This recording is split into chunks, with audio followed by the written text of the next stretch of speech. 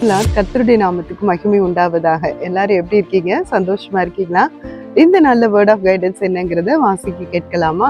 என்னாகமம் 14ஆம் அதிகாரம் 8ஆம் வசனம். கர்த்தர் நம்மேல் பிரியமாயிருந்தால் அந்த தேசத்திலே நம்மை கொண்டு போய் பாலும் தேனும் ஓடுகிற அந்த தேசத்தை நமக்கு கொடுப்பார் என்பதாக. ஆம் தேவ பிள்ளைகளே, இங்க 2 மனிதர்கள் விசுவாசமுள்ள வார்த்தைகளையே பேசுறாங்கங்க.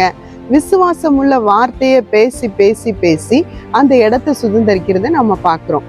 ஆண்டவருக்கு விசுவாசமுள்ள வார்த்தையை பேசுறவங்கள ரொம்ப பிடிக்கும். அதனால பாருங்க, கர்த்தருடைய பிரியத்தையும் பெற்றுக்கொள்றாங்க.